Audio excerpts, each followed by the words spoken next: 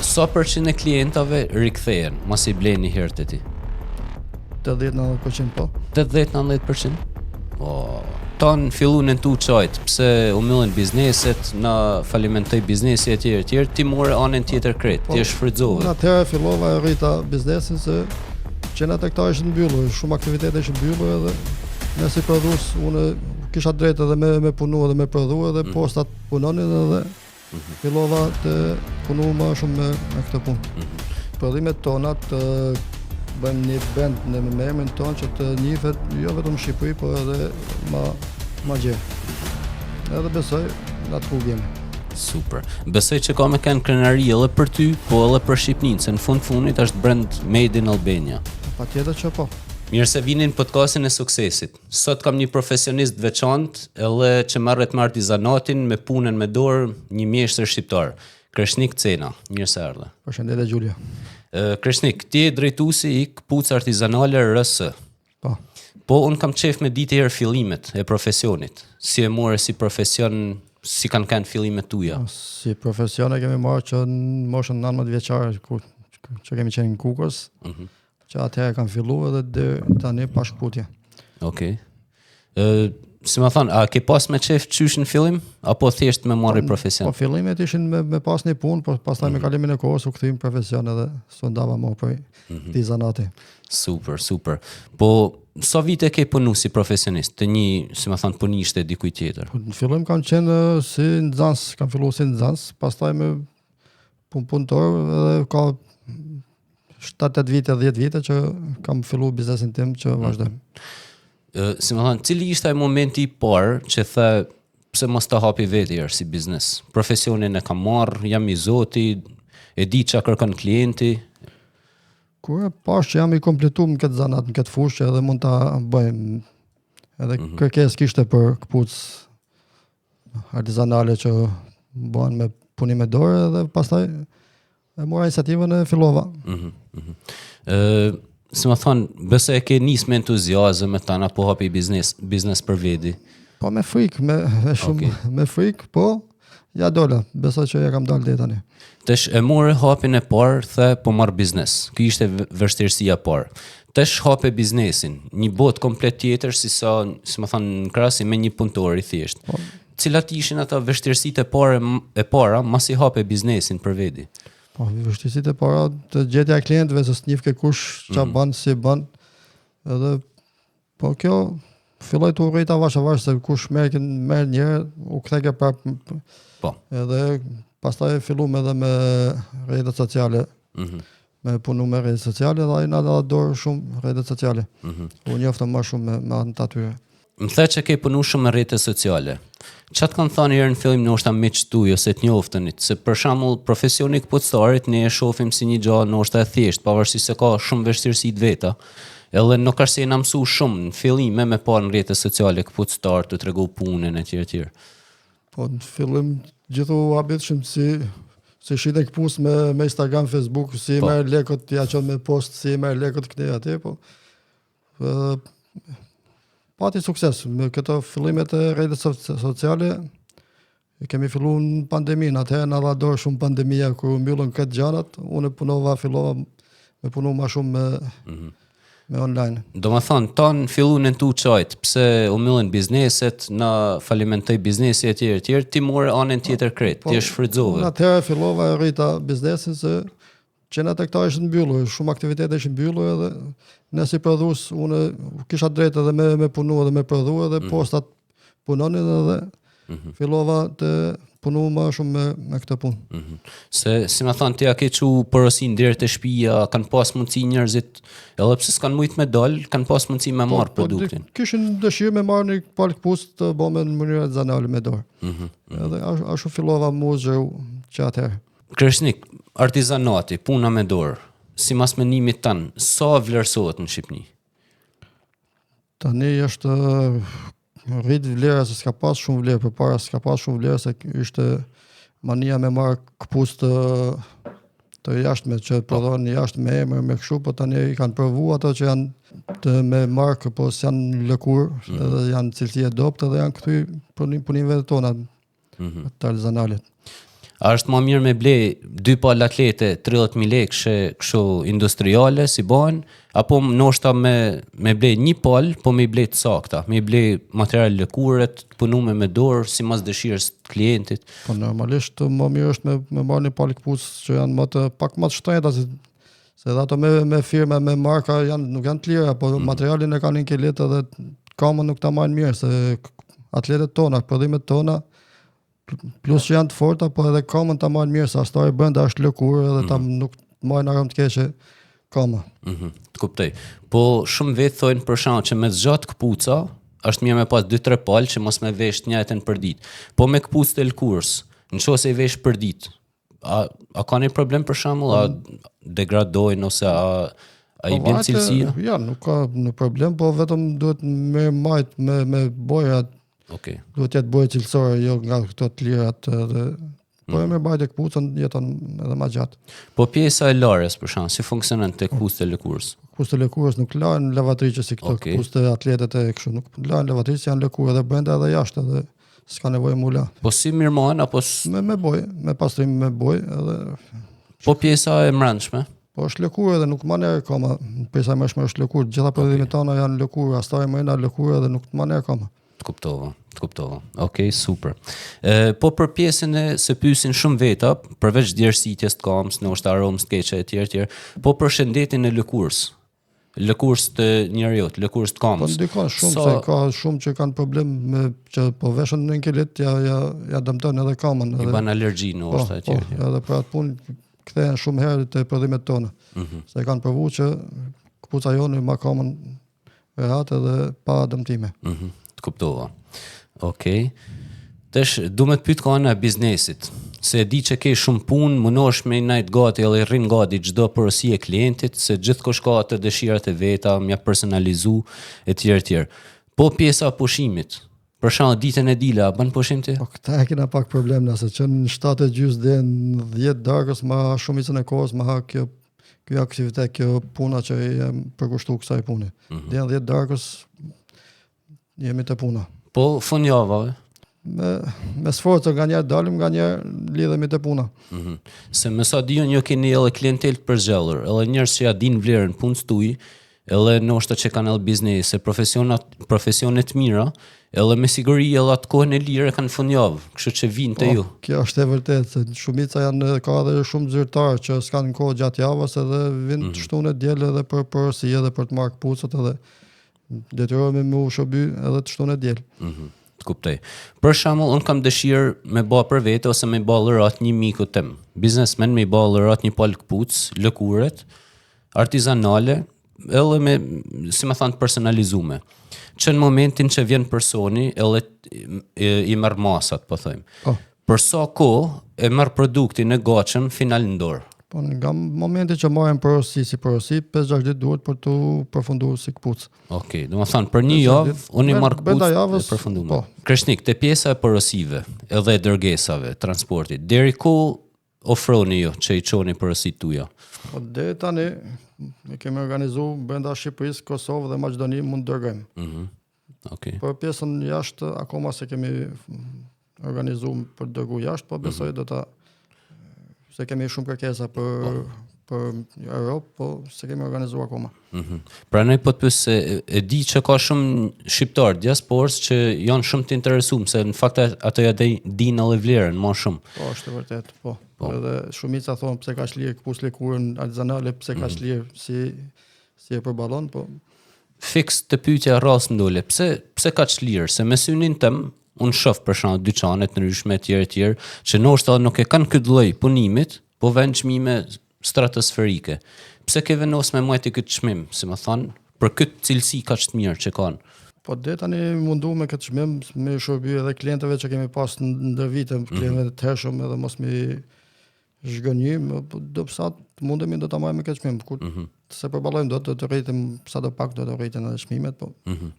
Se është tendenca që për shembull punë artizanale etj me u aksesu ose me pas mundësi vetëm njerëzit që kanë lek. Me sa shoh unë ti ke zgjallë që me ja bot mujtën edhe njerëzit thjesht me pas i këpucë cilësore, që me pas edhe shnetin e kamës më të mirë, edhe Po, është e vërtet, kjo kam dash të më shumë të ketë edhe një shtresë e mesme, që të ketë akses që të marrë edhe këpucë të mira cilësore, edhe komplet lëkuar.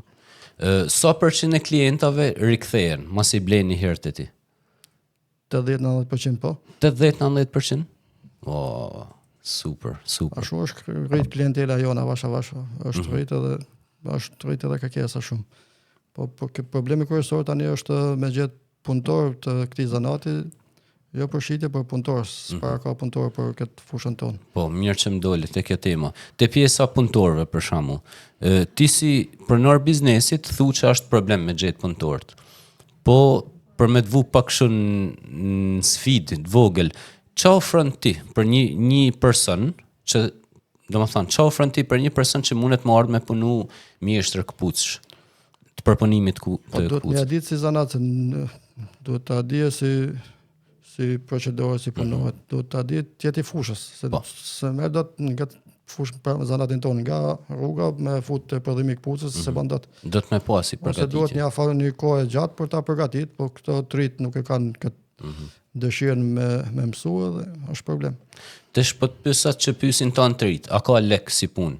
Në qohë se venos, më bo serios, me marë si profesion, a ka lek sot edhe a ka të ardhme nesër si profesion? Ka edhe lek sot edhe të ardhme edhe më të madhe do ketë edhe më vonë, se gjithë po i kthehen këpucëve të mirë edhe të personalizume. Shumë klienta i duan të personalizume këpucët e veta, atletet e veta. Kjo është një fushë tjetër që duhet me u përkushtu me marrë me i bo me inicialet të klientit, se shumë veta kërkojnë me iniciale. Kanë qef inicialet. Me inicialet e veta, me kështu detajet të vetat. Dhe tani se kemi arrit, po do ta bëjmë edhe këtë proces. Pra hapi rrallsa që ju do ofroni edhe te pjesa personalizimit do përfshihet edhe pjesa e inicialeve. Po, ma vonë besoj do ta edhe në të ardhmen edhe do t'i bëjmë edhe me logon ton, me emrin ton, me brandin ton. Super. Gjatë periudhës verës, kur kthehen emigrantët, si a del? Se më marr mendja që përderisa për momentin s'munden me i marrë në shtetet e Europës, besoj që në thoj zasulen tonë gjatë verës për përësi. Po kjo është e vërtet, pak me sforca dhe përballojmë, se gjatë verës ka edhe të shqiptar që janë në Shqipërisë që kanë darsë me SB për kështu edhe marrin këpucë shumë për kombinime, për kostume, për kështu edhe. Ka shumë fluks verës. Po edhe gjatë gjithë vitit edhe vjeshta ka të vetën edhe. Okej. Stilet e këpucëve që përlloni, a janë më shumë për raste serioze, si më thonë çfarë përfshin, çfarë eventesh? Ka një larmishmëri nga atletet, nga mokasinet, këpucë klasike, ka larmishmëri të prodhimit tona. Kreshnik, çfarë është suksesi për ty? Suksesi është që një të ardhmet prodhimet tona të bëjmë një brand në me emrin tonë që të njihet jo vetëm në Shqipëri, por edhe ma gjerë. Edhe besoj në atë rrugë jemi. Super. Besoj që ka me kanë krenari edhe për ty, po edhe për Shqipninë, se në fundit është brand made in Albania. Po patjetër që po. Patjetër që po edhe do jetë një plus për prodhimin shqiptar. Me tonë këtë ngarkesë, e kuptoj krejt mirë edhe biznesit që dënë për kushtimin e vetë, si e ke ndo, si më thonë, kohën me familjen, kohën për biznesin? Po mundohemi të përballojmë, të plotësojmë gjitha, po kur mundemi. Se shumicën e kohës na e merr biznesi të aktivitetit të puna. Okej. Për të rritë shqiptar, kanë qef me balek shpejt, si kanë shumë qef profesionet ose zanatet, që do i kishe këshillu? Si duhet me marrë jetën, si më thonë, edhe profesionin? Po e mirë është ta kenë një zanat, se shumë profesione tjera janë det zhdukjes, po puna e zanatit është drejt zhvillimit, edhe puna është ta kenë një zanat edhe të i përkushtojnë ati zanatit, të jenë më të mirë në atë fushën që zgjedhin, edhe punë do ketë. Sot jena, si më thonë, kohën e modernizimit, që këpucët edhe çdo lloj prodhimi tjetër bëhet në masë, ose masive. Edhe mund që ditë si ka mundësi që të shi, kur kërkohen shumë masive, në fakt më shumë i rritet vlera këtyne që bëhen në thojza, avash, bëhen me përkushtim çdo palë. Po kjo është suksesi jonë, se një këpucë që e shet diku tjetër nuk e shet diku tjetër, se këpucën porosin tënde mu ta ndrysh në ngjyrë ndryshe, e bën si masmenes tënde të prodhimet tona. Edhe kjo është e bukur e kësaj pune. Edhe ne mundohemi të përshtatemi çdo shije të klientit. Super great.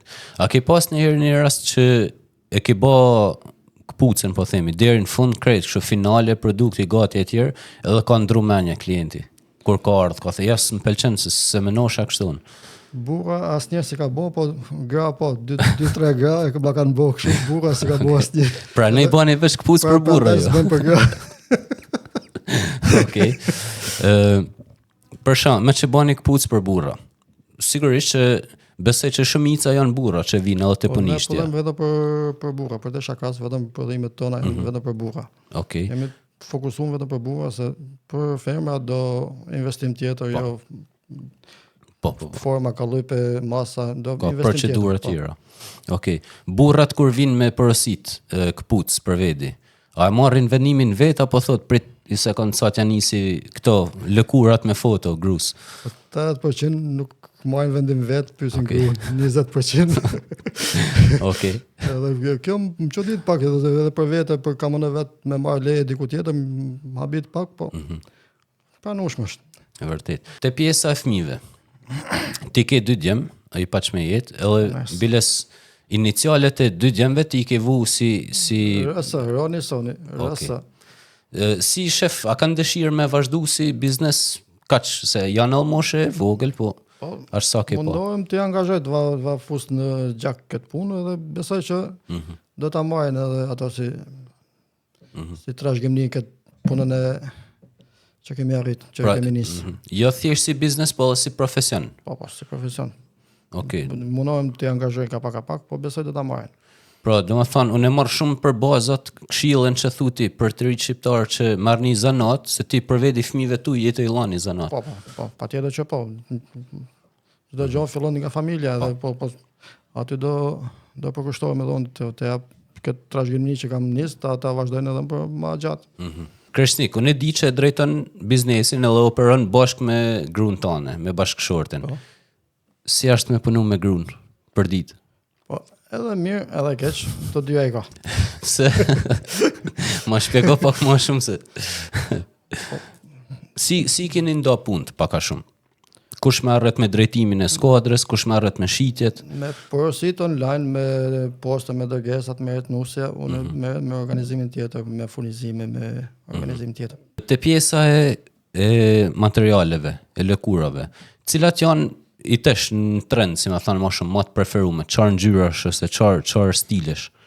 Po ne punojmë me ngjyrat, kemi se shumë kuca, shumë artizan s'kan punu shumë me ngjyrat, me kontrastin e ngjyrave këne, edhe ne mundohemi të bëjmë lozë me ngjyrat, por kemi pas sukses. Se këto ngjyrat që ka qenë përpara që shumë çuditshme, po tani po kanë sukses, po shiten. Kisha dashur me orë ndim pak edhe këpuctarëve tjerë në industrinë tonë. Qa do i kishe këshillu, se i shof shumë vetë, për shembull, mosha e babës tem, mosha jote, e tjerë, që kanë turp, ose kanë zor me dalë në Instagram. Po në fundit ti përpunë një të dalë, nuk e të dalë me full gjana pa lidhje. Po ti përkushtohen më shumë Instagramit, se do kenë më shumë popularitet, do njihen më shumë profesionet e tyre në zanatin e tyre. Me ashtë sa njefti, a ka njerëz zot, këpuctar zot, por që nuk njihen, nuk e ekspozojnë vedin në rrjetet sociale? Ka shumë, ka edhe në Tiranë, ka edhe në gjithë Shqipërinë që edhe një funë, po sa se janë përkushtuar shumë online-it. Kreshnik, ku është adresa e punishtes edhe e dyqanit? Ne ndodhemi tek rruga Jordalmisja në Tiranë, ose ndryshe rruga e Burgut 313, si adres aty e kemi edhe punishten edhe si dyqan aty jemi. Në qoftë unë du marrë me marrë i pol këpuc direkt të gatshme, që i shof të dyqani, a mune me i marrë apo janë veç për ekspozim për shembull? Jo, ato që janë të gatshme edhe mund të shme i marrë, po në qoftë se ke numrin ose ngjyrën që pëlqen ose Në gjë tjetër që mund të ndryshosh, mund t'i bësh me porosi pastaj, ose për masën e kamës e disa se kanë masën e kanë shumë, kanë masën e gjerë, e kanë me kurriz, ato gjithmonë bëhen me porosi. Kreshnik, ti ke vendos që me sponsorizu podcastin ton. Jam kurioz me ditë pse, çka ke pa këtu ose pse venose që me ekspozu kompaninë tonë te ne. Po, kam pa që ka vlerën këtë podcastin tënë dhe jep mirësi, jep pozitivitet në këtë fushë. Shumë faleminderit. Të them faleminderit edhe publikisht që se me tamam është biznes, edhe është edhe përfitim, po është edhe mision, se njerëzit ka shumë që kanë vite karrierë, kanë vite në biznes, edhe janë të bëjë punë shumë të mirë, edhe përveç biznesit vetë janë të rritë edhe emrin në Shqipëni, se nesër mas nesër janë produkte që eksportohen. Po faleminderit edhe ti që i promovon këtë raste që na promovon edhe ne. Shumë faleminderit. Në qo se keni dëshirë për vete, ose për një mik tuajin, për babën, për vllajën, për dajen, në qo se doni me i bëjë lërat shumë të bukur, jo shumë të kushtueshme për vlerën që ka, për materialin, për cilësinë, ju sugjeroj me shku te këpucë artizanale RNC, tek rruga Burgut 313, aty mundeni me pa edhe produktet gatshme, mundeni me zgjell ose me bë prej fillimit, si më thonë, porosin tuj, me zgjell materialin, me zgjell ngjyrën, copën etj. Shumë faleminderit Kreshnik, edhe suksese. Sukses edhe ty.